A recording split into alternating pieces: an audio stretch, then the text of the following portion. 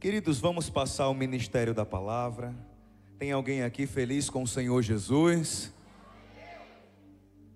Achei meio fraco, deixa eu só perguntar de novo. Tem alguém aqui feliz com o Senhor Jesus? Aleluia. Eu gostaria que você abrisse a sua Bíblia no Evangelho de Mateus.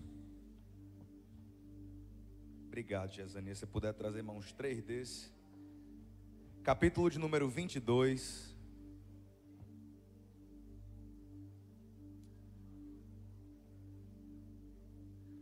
Mateus capítulo número 22. Adriano está diferente hoje. E meu irmão, a última vez que eu cantei esse hino era em sol maior. Você me dá um sol. Quero ser como criança. Lá menor. Te amar pelo que é. Vou dar a inocência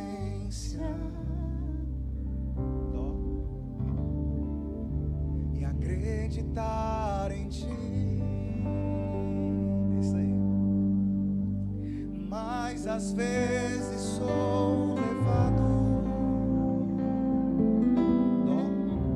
pela vontade de crescer.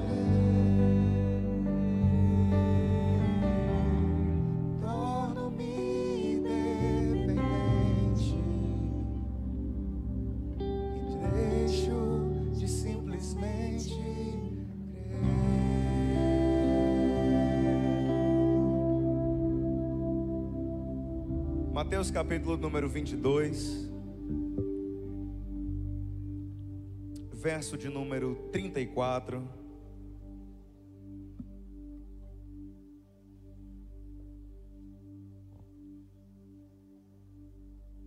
Dá um Mi maior.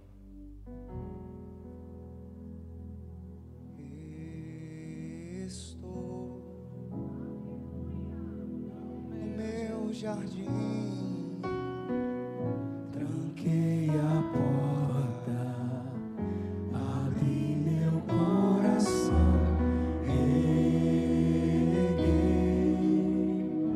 minhas raízes com minhas lágrimas, gotas de adoração. Senhor, não quero que os meus olhos, aleluia,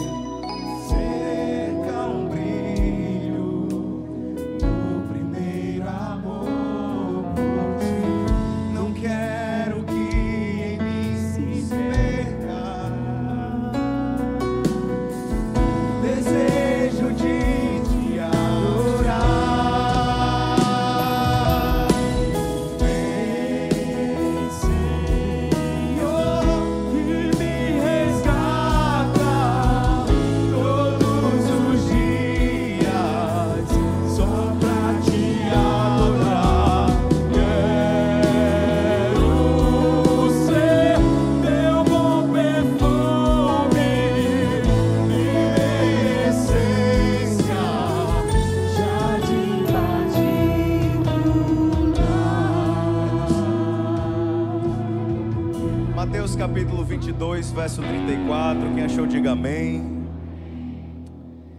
Entretanto, os fariseus, sabendo que Jesus havia silenciado os saduceus, reuniram-se em conselho, e um deles, intérprete da lei, querendo pôr Jesus à prova, em algumas traduções vai estar em um escriba, querendo pôr Jesus à prova, perguntou-lhe: Mestre, qual é o grande mandamento na lei?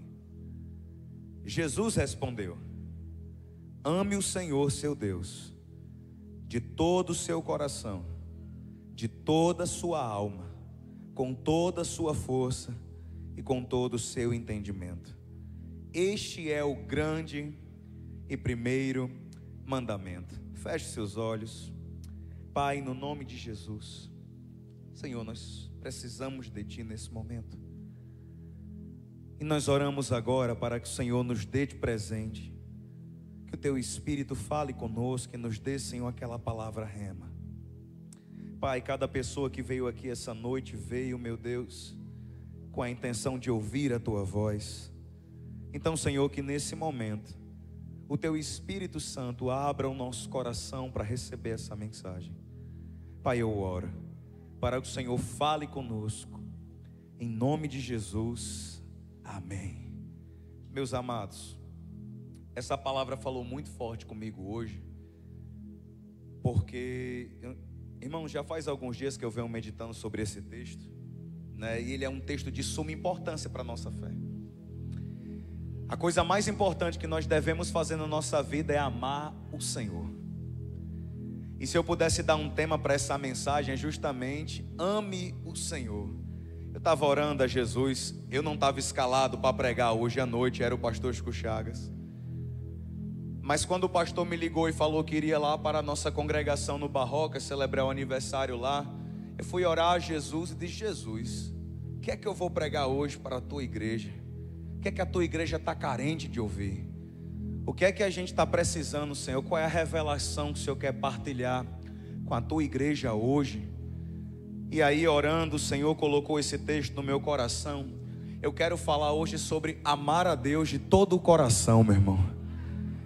E nós precisamos refletir sobre isso. Nós precisamos voltar à essência da adoração. A essência da adoração é amar o Senhor. No Evangelho de João, capítulo número 4, Jesus pergunta e fala para a mulher samaritana se ela pode dar um pouquinho de água para ele. Depois do desenrolar da conversa que vocês já conhecem, chega no momento em que a mulher pergunta sobre adoração. Se deve se adorar naquele monte, que era o monte de Samaria, ou deveria se adorar em Jerusalém. Depois de Jesus dar uma lição de Bíblia para ela, Jesus fala uma coisa que mexe muito comigo. O Pai está à procura de adoradores que o adorem em espírito e em verdade. Pastor, por que isso é tão impactante? Quando o Senhor está ensinando geografia, biologia, ensinando astronomia para Jó, e falando para Jó sobre quem foi que deu ordem para que a cabra subisse a montanha e tivesse seus filhotes lá em cima, quem foi que ensinou os animais. Tem um texto lá do livro de Jó que diz: do Senhor pertencem os tesouros ocultos na neve. Pastor Gabriel, o que são tesouros ocultos na neve? Que doideira é essa? O que é que tem a ver com essa palavra? Embaixo das calotas polares, no Circo Ártico e no Antártico, tem muito tesouro. Empresas de petróleo gastam milhões e milhões e até bilhões para tentar mapear aquele lugar, para tirar petróleo, explorar jazida de minério, porque lá nunca foi explorado. E antes de saber que existia tesouro embaixo da neve, lá no livro de Jó diz que Deus já sabe onde é que está o tesouro que fica embaixo da neve. Um Deus que sabe a localização exata do tesouro embaixo da neve está à procura de alguma coisa. E o que é que esse Deus procura? Procura de quem é o maior dízimo? Procura de quem é a maior frequência? Procura de quem tem a maior Bíblia? Procura de quem tem o paletó mais bonito, o sapato mais bonito? Não. Esse Deus procura aqueles que o adorem em espírito e em verdade, meu irmão. E a essência da adoração é justamente amar o Senhor. O que é que está acontecendo aqui em Mateus capítulo número 22? Qual é o pano de fundo aqui desse cenário bíblico? Você tem alguns grupos religiosos na Bíblia. Você tem fariseus, saduceus, você tem zelotes, você tem os escribas. Cada grupo desse tinha suas divergências e raramente você pegava eles unidos. Era tudo brigado.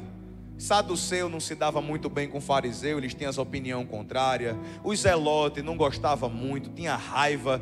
E tinha também os herodianos, que era um grupo político. Ninguém se gostava. Mas teve um momento da Bíblia que esses grupos que se odiavam se uniram. Quando, pastor Gabriel? Quando foi para perseguir Jesus. No momento em que eles viram Jesus como uma possível ameaça. Porque às vezes os irmãos perguntam: pastor, qual é o partido político de Jesus? Na Bíblia você tem 5 partidos políticos. Você tem saduceus, fariseus, zelotes, essênios e os herodianos. Aí você pergunta: em qual que Jesus votou? Em qual que ele participou? Ele fundou um sexto. Qual, pastor Gabriel? O dos galileus. Ele mudou completamente, ele trocou toda a estrutura. E esses grupos que já existiam se juntaram para colocar Jesus em canto de parede. E aqui no capítulo número 22 chega um momento em que eles tentam experimentar Jesus. Você vai ver isso na Bíblia em João capítulo número 8. Em João capítulo número 8 você vai ver um grupo de fariseus que pegam uma mulher surpreendida em adultério. Eles pegam uma mulher que é surpreendida em adultério, pega essa mulher, arranca de cima da cama e joga nos pés de Jesus. Cada um cata a sua pedra, olha para Jesus e faz uma pergunta capciosa, com a pedra na mão. Esta mulher foi surpreendida em flagrante adultério. A lei de Moisés manda que estas tais sejam apedrejadas. E tu, que dizes? Jesus não responde nada, fica calado. Eles fazem a pergunta novamente, gera aquele alvoroço, gera aquele burburinho. E Jesus fala aquela frase que perdoa o pecado de cada um que está aqui. Se Jesus disse atira a pedra, Roma ia mandar matar Jesus, porque a única pessoa que poderia sentenciar com morte era Roma. Os fariseus, se Jesus diz apedreja a bichinha, não, faça isso com ela não, Jesus ia ser condenado porque ele estaria indo contra a lei de Moisés. Mas eu aprendi algo com a Bíblia: a gente não consegue colocar Deus em um canto de parede. Olhe para o irmão que está do seu lado, segure carinhosamente na mão dele, olha nesses olhos verdes floresta amazônica desse irmão e fale assim para ele: meu irmãozinho, você não consegue colocar Jesus em um canto de parede. Você vai querer encarar Jesus, dizer por que o Senhor me colocou aqui, por que o Senhor me deixou aqui, e você não vai conseguir, meu irmão. Você não vai conseguir não. Todas as vezes que você tentar colocar Jesus em um canto de parede, Ele vai colocar você de joelho na presença dEle, meu irmão. E aqui acontece isso, eles estão querendo experimentar Jesus, colocar Jesus num canto de parede. E a pergunta é: qual é o maior mandamento? Às vezes a gente acha que na Bíblia só existem os 10 mandamentos. Mas aos alunos que estudam um pouquinho mais, a galera que estuda com a gente sabe que existem 613 ordenanças civis, religiosas, burocráticas de Israel. E que o judeu tem que obedecer paulatinamente, religiosamente, totalmente disciplinado. E ele tem que respeitar essas leis por igual para ser considerado santo e digno de Deus. Essa é a lei, 613 mandamentos. De 613 eles pegam, que era para pegar Jesus no canto de parede, chega para ele e pergunta: qual é o mais importante de tudo que eu devo fazer na minha vida? Essas leis falam sobre oferta, essas leis falam sobre culto, essas leis falam sobre adoração, essas leis falam sobre perdoar os irmãos, essas leis falam sobre honestidade, essas leis falam sobre a organização da vida de um povo de uma maneira geral. De tudo que um crente deve fazer na sua vida, qual é a coisa mais importante, Jesus? De tudo que um crente deve fazer na sua vida aqui na terra: ir para a igreja, ler a Bíblia, dar o dízimo, ofertar, cantar, ficar de pé quando manda, olhar para o lado quando manda, falar quando manda, se batizar, tomar a Santa Ceia. Jesus, de tudo que um crente deve fazer na vida, o que é o mais importante dessa ruma de coisa que a gente faz? Jesus Cristo disse: ame o Senhor teu Deus de todo o teu coração, de toda a tua alma, com toda a tua força e com todo o teu entendimento. Então, nessa pergunta, que apesar de não ser uma pergunta legítima, ela é feita para incriminar Jesus, Jesus oferece para a gente o segredo da fé. Irmão, deixa eu ser bem sincero com você.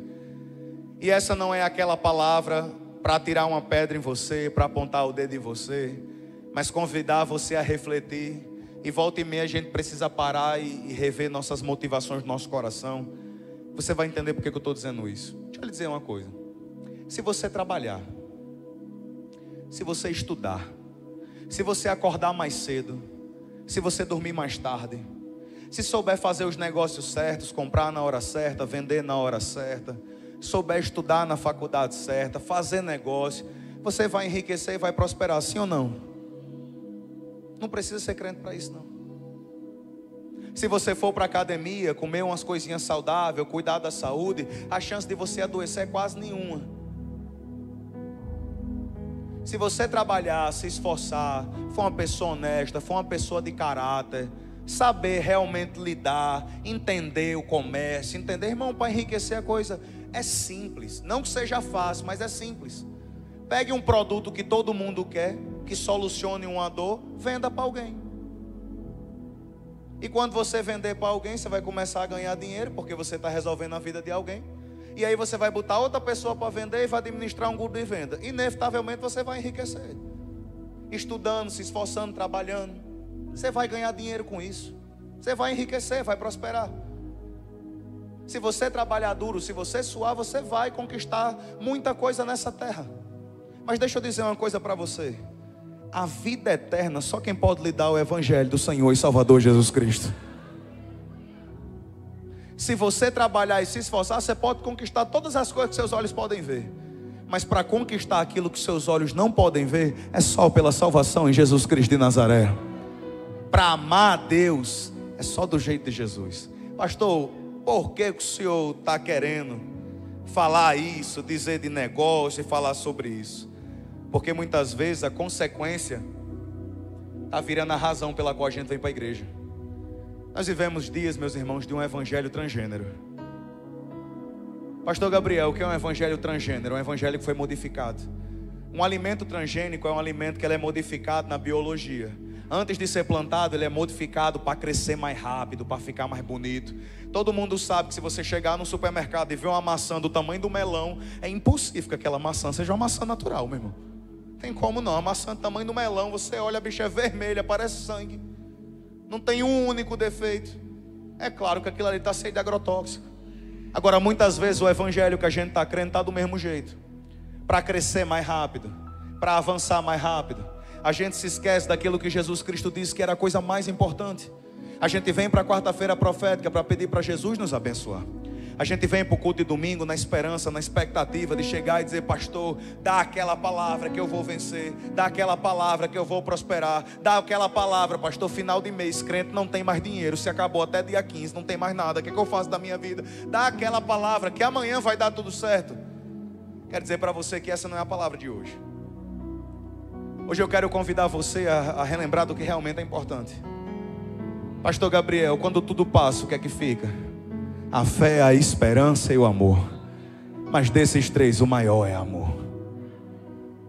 Muitas vezes a gente está vivendo esse evangelho, meus irmãos. E esses dias, pastor, você está querendo atirar pedra na igreja hoje? Você está falando isso porque os crentes não prestam? Não, eu também estou me colocando nessa. Esses dias eu cheguei para a Isla.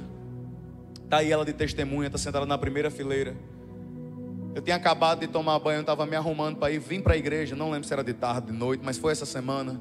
A gente estava se ajeitando lá no closet. Eu cheguei para ela e falei: amor, deixa eu lhe perguntar uma coisa. Será que eu amo Jesus de verdade? Ela olhou assim, foi ou não foi, amor? Será que eu amo Jesus de verdade? Ela ficou olhando assim para mim como não estou entendendo a pergunta. Porque amar Jesus quando Ele me sustenta é muito fácil. Eu sou pastor, irmão. Eu meio que sou pago para amar Jesus. E eu estava orando e dizendo: Senhor, será que eu te amo? Ou será que eu estou com o Senhor só porque o Senhor paga minhas contas? Será que eu estou com o Senhor só porque o Senhor me deu um carro, me deu uma casa para morar? Será que eu estou com o Senhor só por causa que o Senhor me deu uma roupa bonita para eu me vestir? Porque eu não me visto mal não, irmão. Essa semana agora um irmão lá de Fortaleza comprou um sapato que eu nunca daria o dinheiro daquele sapato. Comprou e mandou e disse: está aí. Ela mandou para mim, mandou um para Davi. Amar Jesus quando Jesus lhe dá as coisas é fácil. E essa mensagem cresceu ainda mais no meu coração quando ontem Davi e Gabriel, a gente estava brincando com Davi ontem de manhã, lendo a Bíblia com ele. E a gente sempre gosta de ficar aperreando a criança.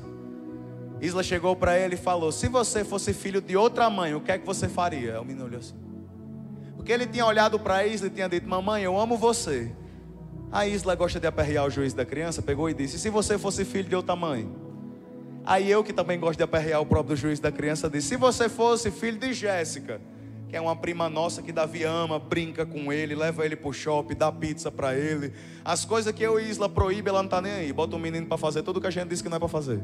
Assiste desenho, leva pro shopping, joga no parquinho. É a tia da diversão de Davi Gabriel. E eu cheguei para Davi e disse: se Jéssica fosse sua mãe, o que é que você faria? Eu e Isla ficamos olhando para a reação dele. E ele olhou, abriu um sorriso e falou: eu trocaria por mamãe. Ele disse que ainda que Jéssica fosse a mãe, ele trocaria e ficaria com a mãe dele. O que é que ele estava dizendo com isso? Ainda que Jéssica, que me leva para o shopping, ainda que ela que me leva para passear, ainda que ela que dá pizza para eu comer, quando papai e mamãe só deixam eu comer uma vez por semana, toda vez que eu vejo ela, ela compra pizza de calabresa. O que é que Davi estava dizendo inconscientemente? Não importa o que me derem, eu não troco a minha mãe por nada. Pastor Gabriel, o que é que você está querendo dizer? Se você tivesse um pai que lhe desse um carrão, que lhe desse uma casa, que lhe desse uma fortuna, que lhe desse proteção, que colocasse segurança 24 horas, que pagasse todas as suas contas, que lhe desse o melhor plano de saúde com um helicóptero, que lhe desse todas as condições e fizesse você rico, mas não fosse Jesus, o que é que você ia fazer?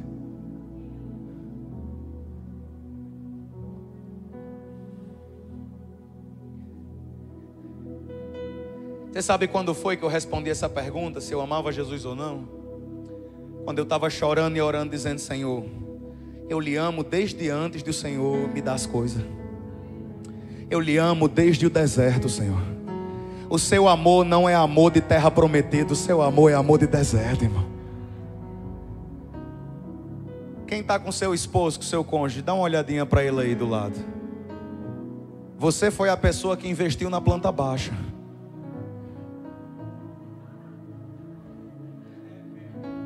Você comprou quando era só mato.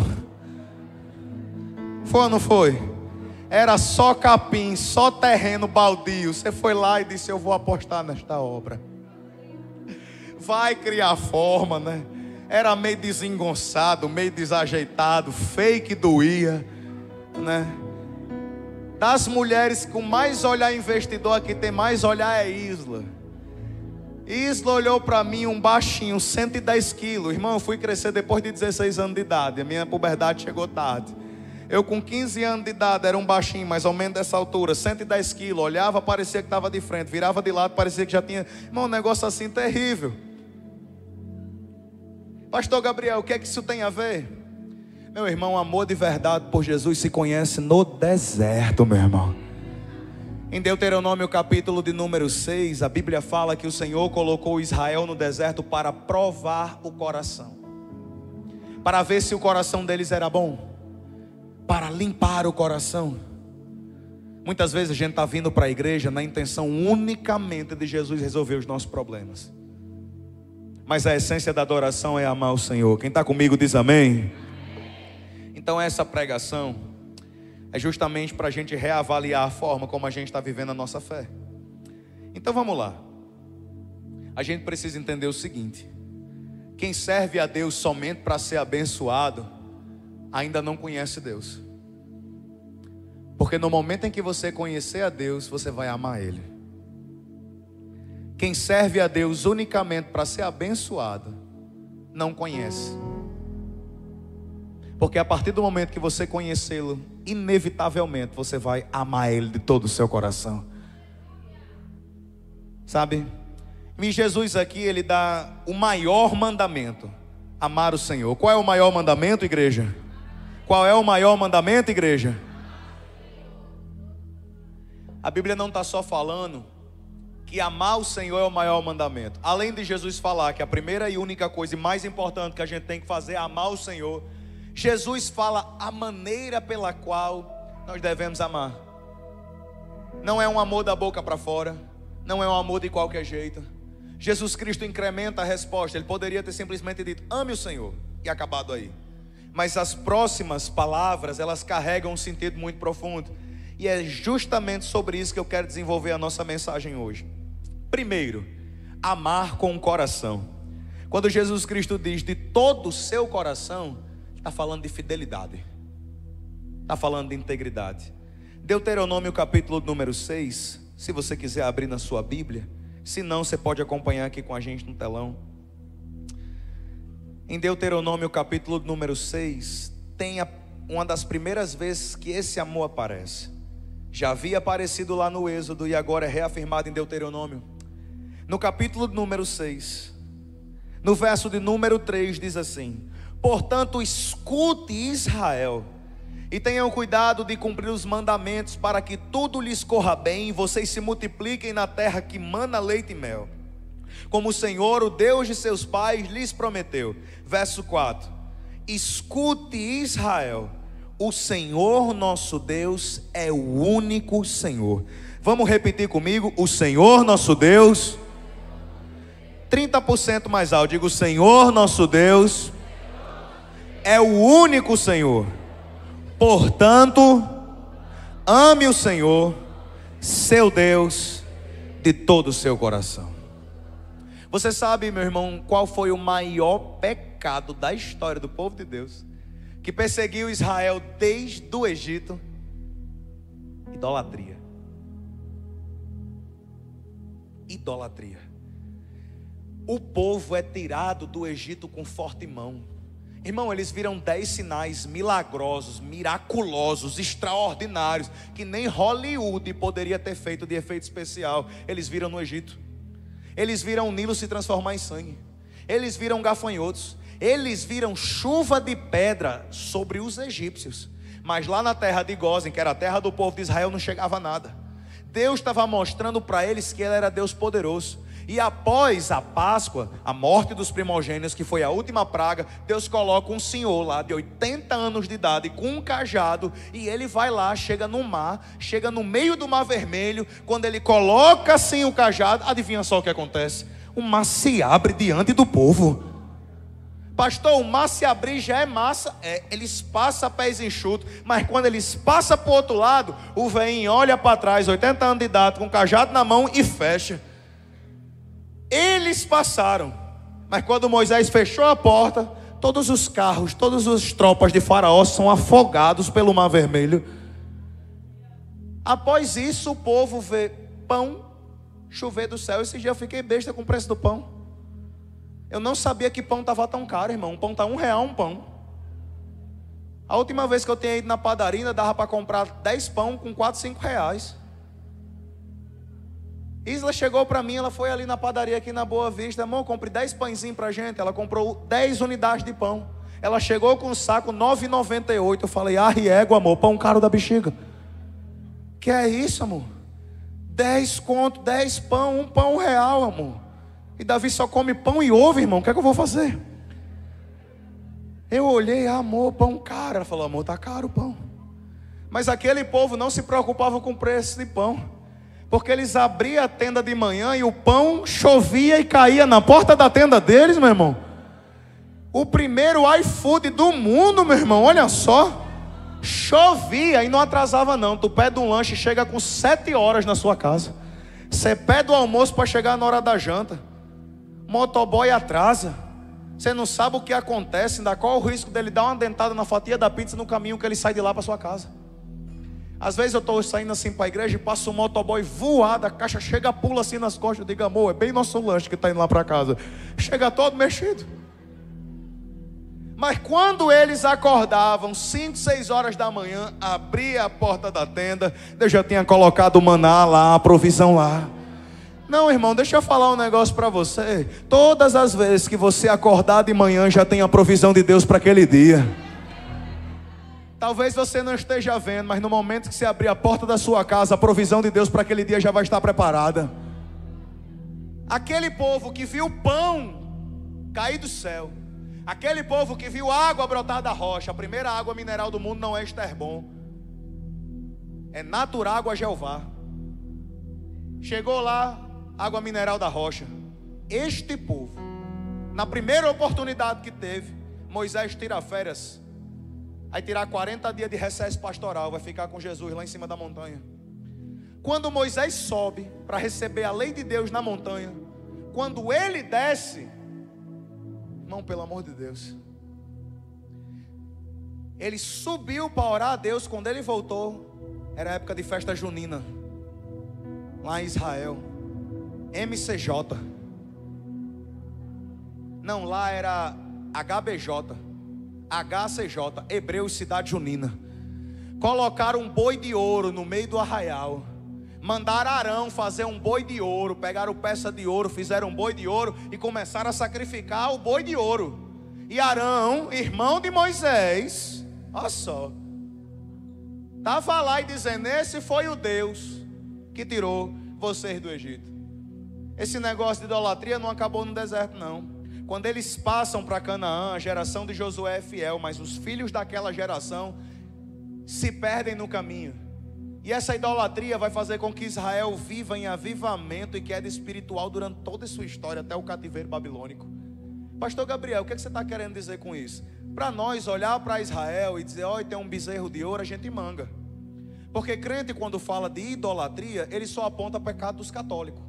Pastor, só quem comete pecado da idolatria é os católicos, pastor. Aqui não tem um texto de Nossa Senhora cheia de graça.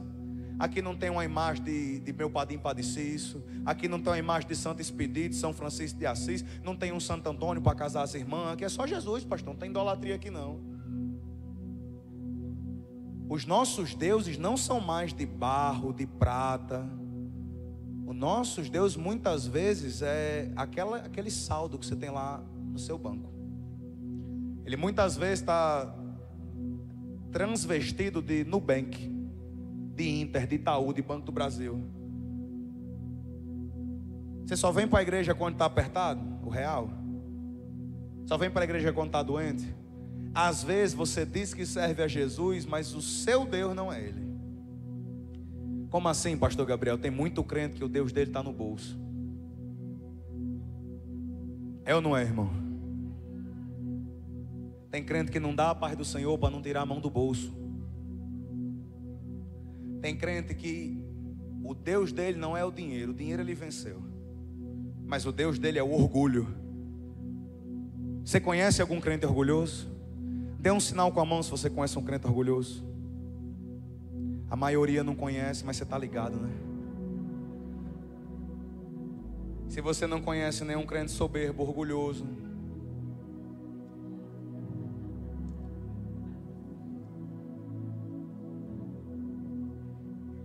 pastor Gabriel, que é um crente soberbo, orgulhoso? Sabe aquele crente que nem olha?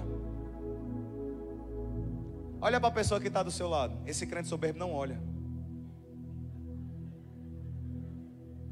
Vou cansar o pescoço. É orgulho.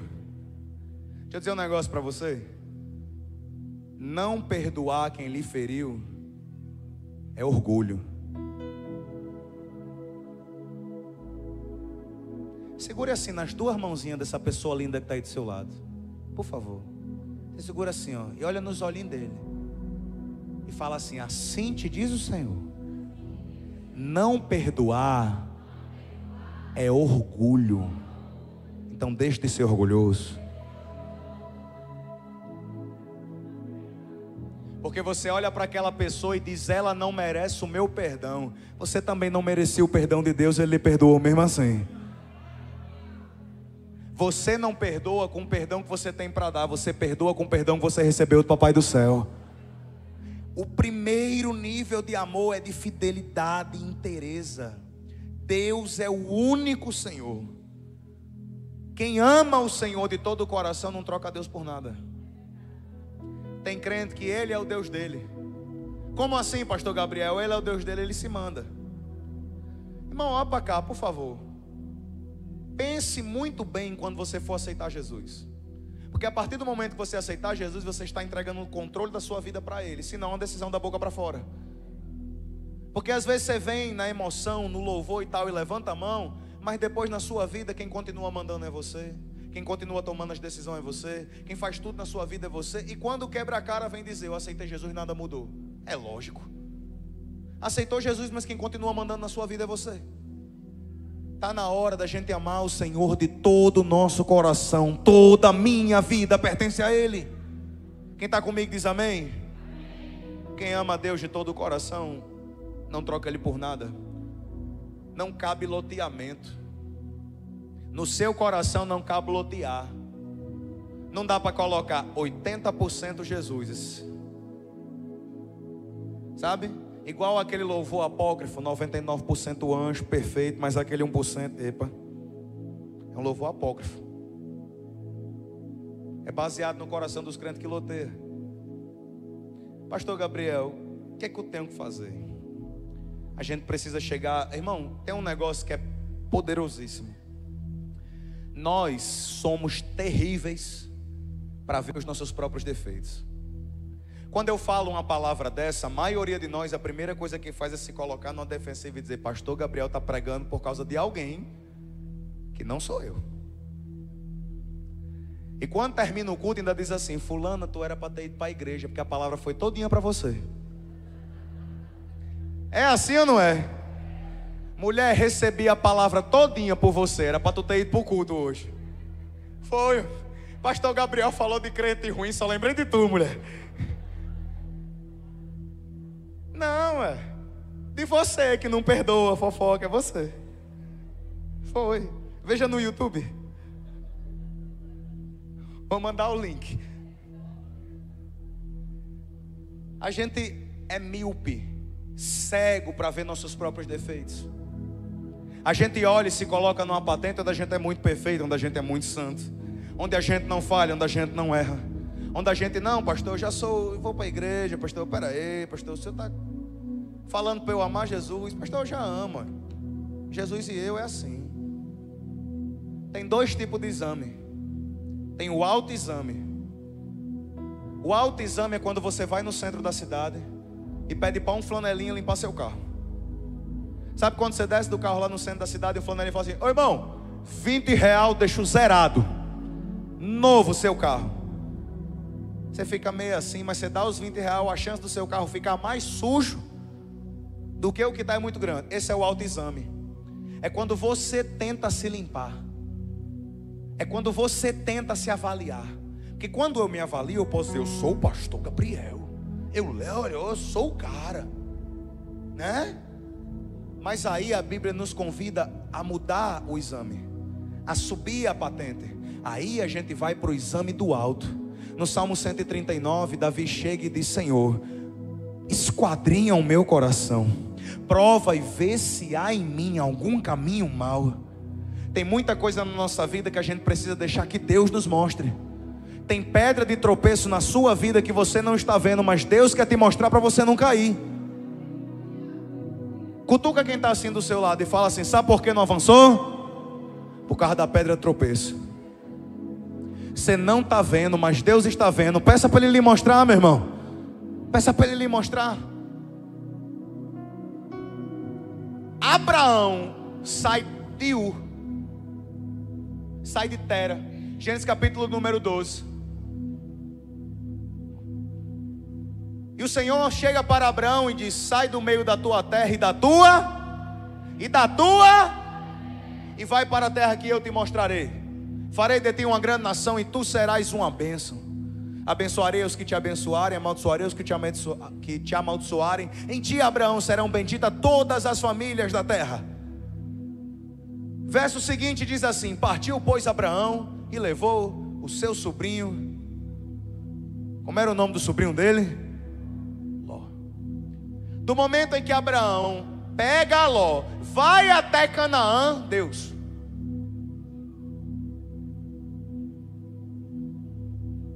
Segura na mão de quem está do seu lado. Pode segurar. Você vai gostar de dizer isso para ele, você não só vai gostar de ouvir. Olha nesses olhinhos azuis, cor de piscina, e fala assim: irmão, Deus não se revela a desobediente.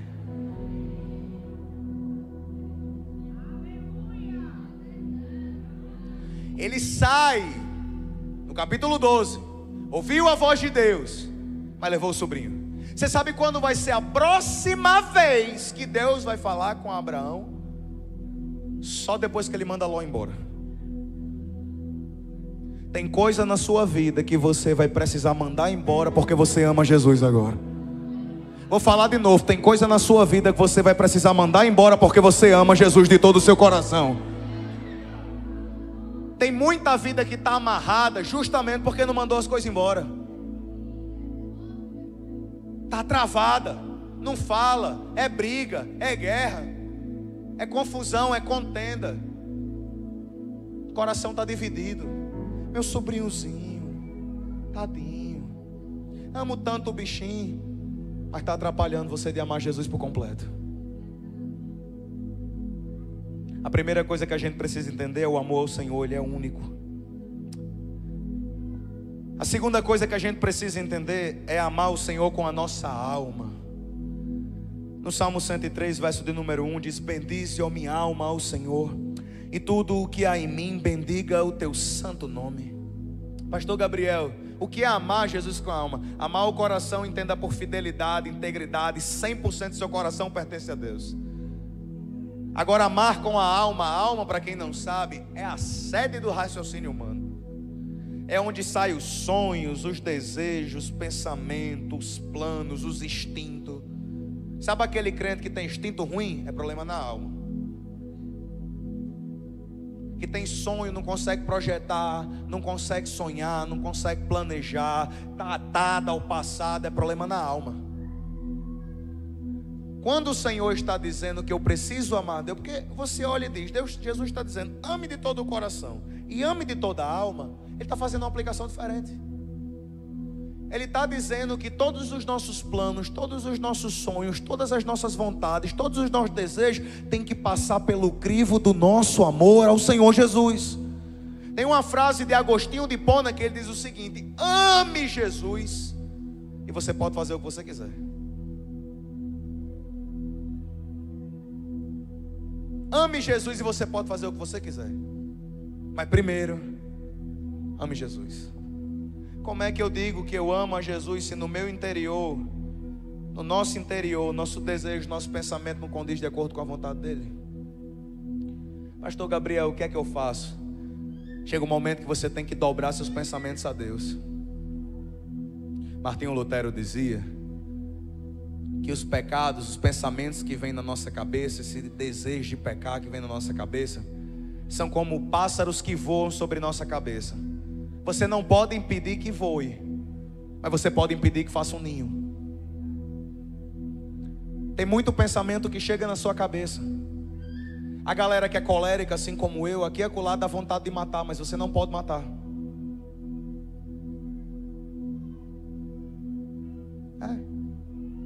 Pastor Gabriel, você sente vontade de matar, pastor? Não, irmão. Mas tem a hora que eu digo, Senhor, eu não posso, mas tu podes.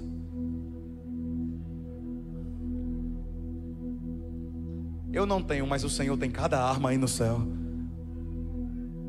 Nós precisamos parar de negociar com Deus. Você sabe que muitas vezes a gente está fazendo papel de Balaão, né? Muitas vezes a gente está fazendo papel de Balaão. Às vezes a galera que não entende o contexto histórico, Balaão foi um cara, um profeta que foi contratado para amaldiçoar Israel. Só que quando ele recebe a proposta do rei, primeiro, o rei manda lá os mensageiros para Balaão e diz: vem amaldiçoar essa galera que está aí. Aí Balaão ora e o Senhor diz que não pode amaldiçoar. Balaão olha para os mensageiros e diz: não posso fazer nada. Ninguém consegue amaldiçoar esse povo. Volta os mensageiros dizendo que Balaão não vem porque Deus não ia amaldiçoar. O rei dobra a oferta. O rei duplica o dinheiro. O rei oferece grandeza a Balaão. Quando chega diante do profeta, o profeta olha e diz: Senhor, manda, deixa eu ir, por favor. E Balaão falava com o Senhor, viu? Senhor, deixa eu ir. Depois de muita negociata com Deus, Deus disse: vá, Balaão.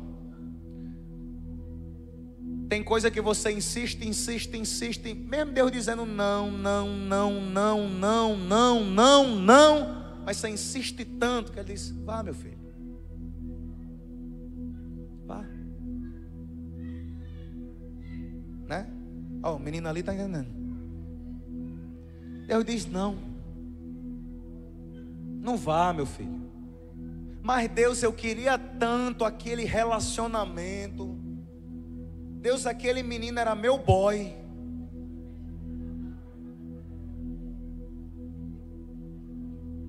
Era meu crush, Jesus. Senhor, aquele rapaz sarado lá da academia. Cuidado, irmã, é Salomão, viu? Cuidado, irmã, é Salomão. Você escolhe se você quer ser uma das 700 esposas ou das 300 concubinas. Aí você fica dizendo: Deus, deixa Deus. Deus, deixa eu ir para aquela porta de emprego. Deus, me tira. Deus, coloca eu para lá. E Deus disse: não. Faz voto no pocinho de Jacó. Aí chega no pocinho de Jacó, Deus fala: não. Faz para quarta-feira profética. Chega lá e diz: hoje Deus me responde. Aí chega na quarta-feira profética, Deus diz: não. Vai para o culto de domingo. Diz: este anjo vai trazer a mensagem que tanto deseja meu coração. Aí Deus troca o pregador, tira o pastor Chico, bota o pastor Gabriel para chegar para você e dizer: não. E amanhã, na segunda-feira, alguém ainda vai orar e dizendo: Senhor, sei que do Senhor vem o sim e o amém.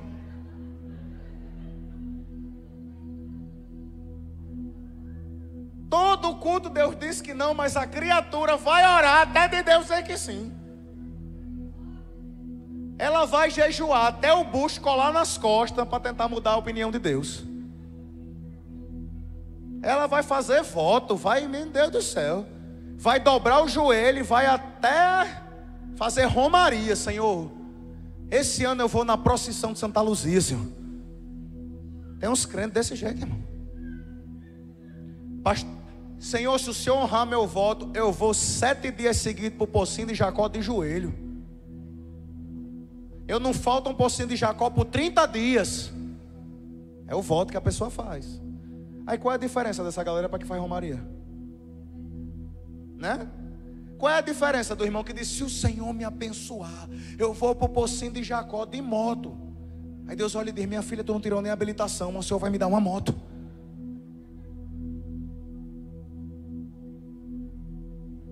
Segure na mão de quem está do seu lado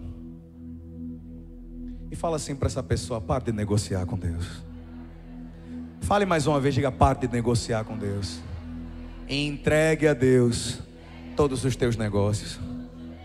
Rapaz, tem um segredo quando você coloca na mão de Deus. Na mão de Deus dá certo. Quando você coloca na mão de Deus, Ele deixa estar na sua.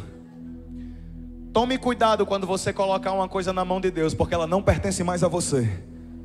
Vou falar isso de novo, porque só as 3 pessoas desse lado aqui entendeu. Tome cuidado quando você colocar uma coisa na mão de Deus, porque não pertence mais a você. Quando você colocar seu casamento na mão de Deus, tome cuidado, porque seu casamento não pertence mais a você. Quando você colocar a sua loja, seu trabalho na mão de Deus, tome cuidado, porque ele não pertence mais a você. Mas tem um crente que entrega e toma. Senhor, eu só aceito sociedade, 50%. É 50 meu e 50 seu. Deus disse: não quero. Deus não tem sociedade com o homem, não. Ou é 100% dele ou ele não quer, irmão. Eu estou aqui essa noite para dizer que está na hora de você se entregar 100% para o Senhor Jesus. Vou dizer de novo, está na hora de você se entregar 100% para o Senhor Jesus. Quem está comigo diz amém. Em Colossenses capítulo 3, verso de número 1, o apóstolo Paulo escreve à igreja de Colosso e diz: se vocês foram ressuscitados juntamente com Cristo, busquem as coisas lá do alto, onde Cristo vive, assentado à direita de Deus.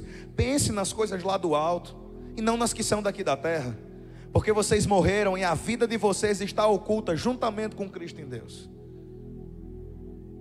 Nossa mente tem que estar cheia do que pertence a Deus. Isso é entregar a nossa alma. Terceiro tópico: amar a Deus com toda a sua força. Amar a Deus com toda a sua força, irmão. Olha para cá, por favor. Olhe para cá. Essa daqui vai pegar todos nós.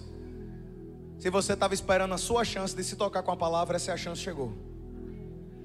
Amar a Deus com toda a sua força é amar com força, é amar com paixão, é amar com vontade.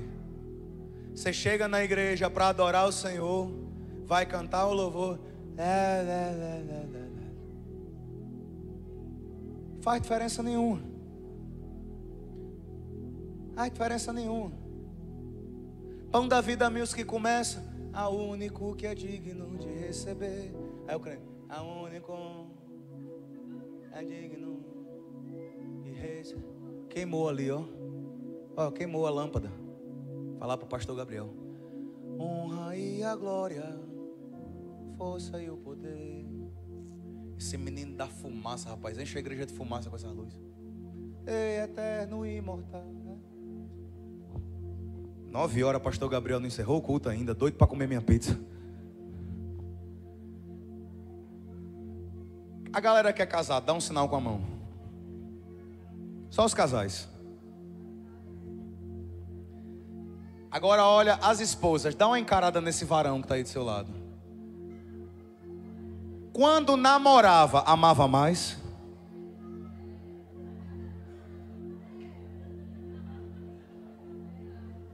Quando namorava, fazia serenata. Não sabia nem cantar nem tocar violão.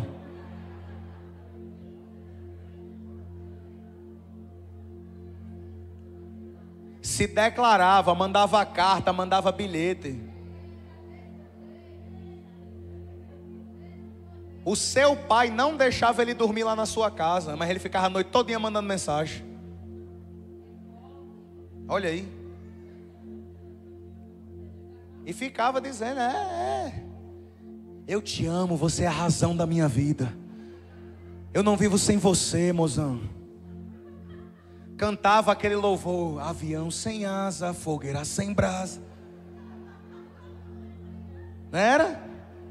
Olhava e dizia, sou eu assim sem você. Mandava o louvor da Cassiane, você foi como um dilúvio de amor. Aí hoje a única coisa que chega é dizer, o que é que nós vamos jantar depois do culto?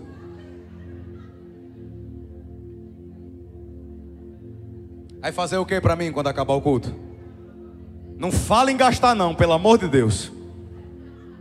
Que eu já gastei o desse mês e o do próximo, não tem mais nada. Quando namorava, amor, você é muito linda, teus cabelos é muito bonito. Aí hoje, amor, não vá pro salão não. Esse mês nós tá podendo não, amor. É tão bonita natural, não gasto mais não. Amor, estou precisando comprar uma roupa nova. Para quê, amor? Você fica linda com tão pouco. Você sabe o que é que o Senhor Jesus falou para a igreja? E Laodiceia, você pensa que é rica, você pensa que é bonita, você pensa que é valorosa, mas eu tenho um porém contra ti, que você é pobre, cega, miserável e nu. E sabe o que o Senhor chegou e falou para a primeira igreja? O Senhor falou e disse, eu tenho um porém contra ti, que deixastes o teu primeiro amor. Quando a Bíblia fala de amar o Senhor com toda a sua força, não é um amar da boca para fora não. Irmão, olha para cá por favor. Culto não é lugar de receber não. Você aceitou Jesus e lhe ensinaram que culto é lugar de receber. Mas você sabe o que significa adorar a Deus? Sacrificar. A gente vem para o culto e fica dizendo, hoje eu vou receber muito de Deus. Mas a mentalidade era para ser totalmente contrária. A gente era para chegar num domingo desse e dizer, Deus, o Senhor hoje vai receber muito de mim. Eu vou entregar tudo o que eu tenho ao Senhor. Mas a gente chega no culto dizendo, o que é que Deus tem para mim hoje? Qual será a palavra? Qual louvor vai tocar meu coração? O louvor não é para tocar seu coração, não é para tocar o coração de Deus.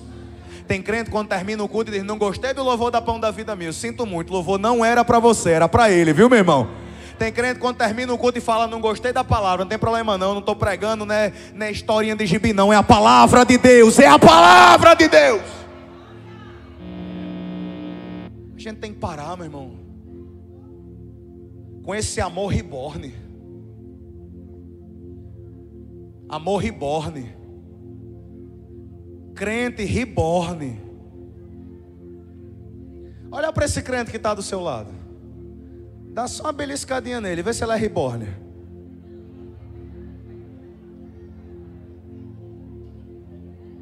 Ah, irmão, reborn. Crente reborn, pastor Gabriel. O que é um crente reborn, pastor Gabriel? Eu explico para você. Ele fala, faz mamã, faz tudo. Fala, canta. Tem deles, irmão, que faz até cocô, os crentes reborn. Mas você sabe qual é a diferença de um bebê reborn para um bebê normal? Que um bebê reborn não tem pai. Sabe qual é a diferença de um crente reborn para um crente normal? É porque o crente reborn, ele parece muito, muito mesmo que um crente. Mas o crente de verdade, dentro do coração dele, está cheio do Espírito Santo de Deus, da verdade, meu irmão. Que o mundo não pode receber. O que faz de você, meu irmão, um crente, não é o que sai somente da sua boca, não é a Bíblia que você carrega, não é a roupa que você veste, é o Espírito Santo queimando e ardendo dentro do seu coração. É isso que nos torna diferentes. Nós somos a geração que ama a Deus, mas não o amor da boca para fora. Muitas vezes o nosso amor por Deus é tão... Há uma frase que diz que o avivamento do Brasil, ele tem quilômetros de extensão, mas tem um palmo de profundidade. Diz que ama a Deus, irmão, mas se o culto atrasar 10 minutos, eu estou agoniado, eu quero ir embora. Se a igreja estiver quente, eu não gosto. Se a cadeira estiver desconfortável, eu não gosto. Eu não venho. A gente está criando uma cultura de crente literalmente que não ama a Deus. Eu não quero que essa seja a nossa igreja. De um crente todo inchado, todo cheio de si mesmo, que só vem para o culto dizendo: Senhor, eu quero que o Senhor me dê alguma coisa. Mas eu queria uma geração, irmão, que chegasse para o Senhor e dissesse: sacrifício e holocausto, o Senhor não quisesse, senão eu daria. Mas um coração contrito e quebrantado, o Senhor Deus não desprezará.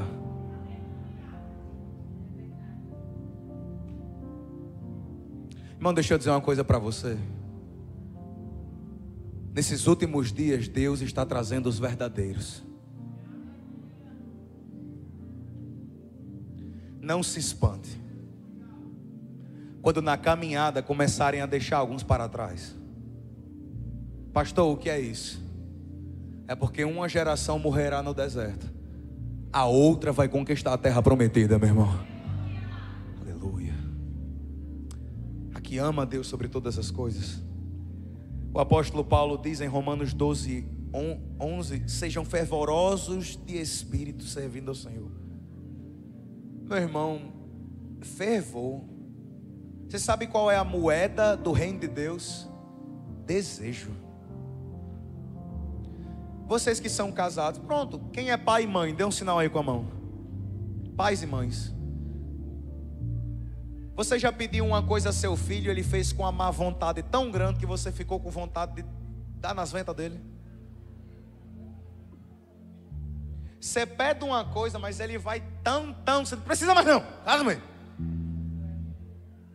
É ou não é? Você diz: pega um copo de água para mim.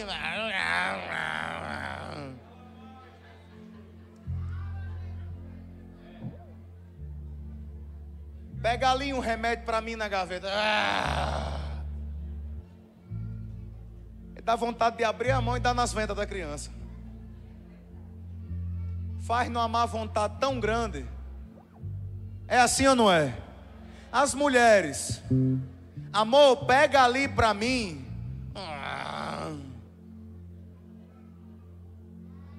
Isso quando não diz, vá você. Pastor Gabriel, o que é que isso tem a ver com a palavra de amar a Deus? Meu irmão, levante sua mão. Meu irmão, fique de pé para louvar. Meu irmão, saia do canto, vamos celebrar o Senhor. Bora cantar um louvor animado.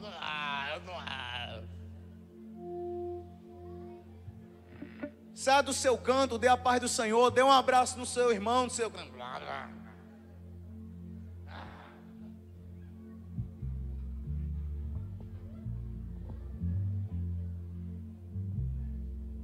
A Aí Deus lá do céu dá vontade de dar nas ventas dele.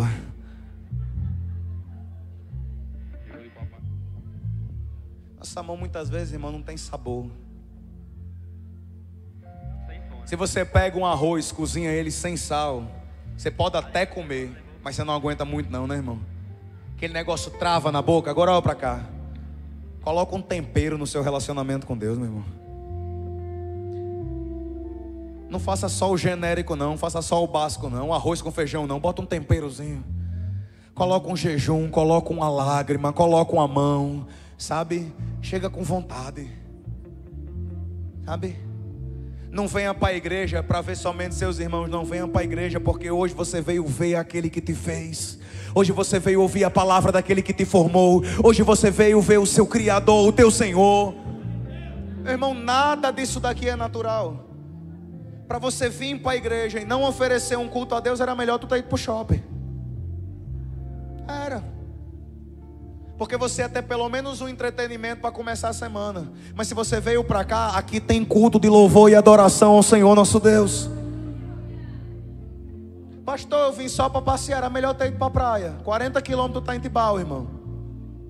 Era melhor ter ido para a praia. A gente precisa aprender a amar a Deus de verdade. Amar com força é colocar energia, paixão, entrega. É brilho no olho, é busca. Sabe? Aquele negócio. Você sabe quando uma pessoa está fazendo uma coisa porque ama. Você sabe. Esse mundo que está por aí, ele seduz tanto essa geração com prazeres que hoje falta brilho no olhar. Falta vontade, falta garra, falta empenho. Falta desejo, falta fogo. Último tópico. Vamos ficar de pé para fingir que está terminando.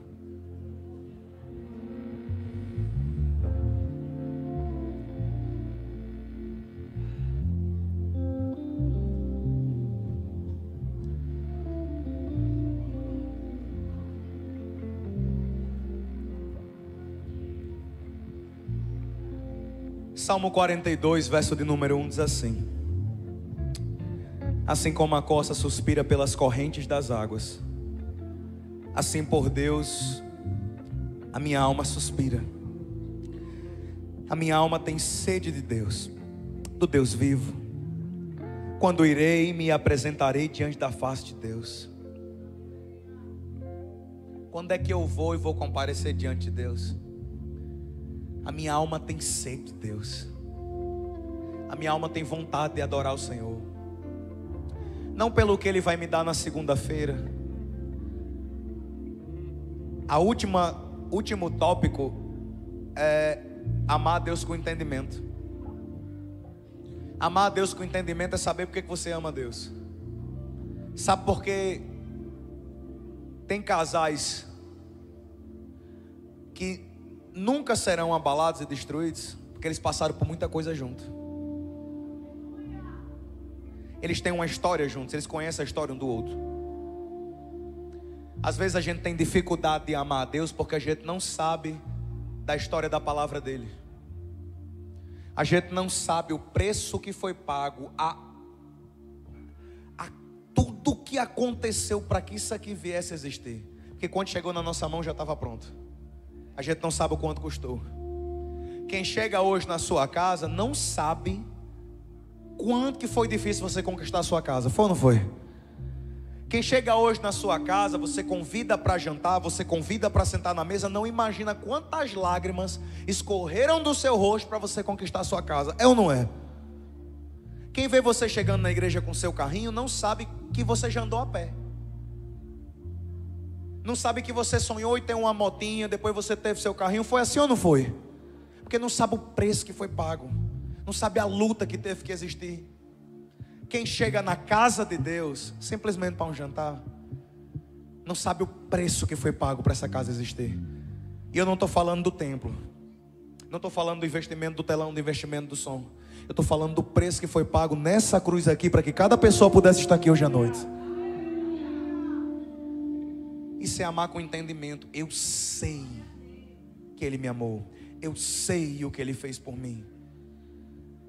Em João 17:3, Jesus Cristo diz: e a vida eterna é essa, que te conheçam a ti, o único Deus, e a Jesus Cristo a quem tu enviaste.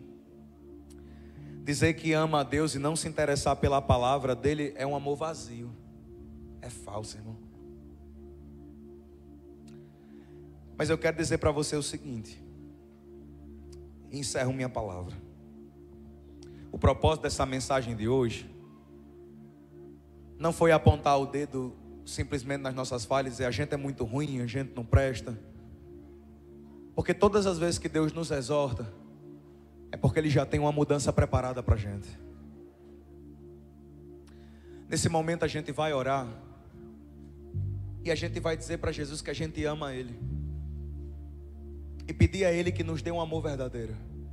Em Romanos capítulo número 5, verso de número 5, diz assim: porque o amor de Deus é derramado em nosso coração pelo Espírito Santo que nos foi dado. Pastor Gabriel, como é que eu amo a Deus de verdade? É o Espírito que gera isso no seu coração. Eu só queria que ao final dessa oração a gente fosse capaz de fazer uma oração, só uma,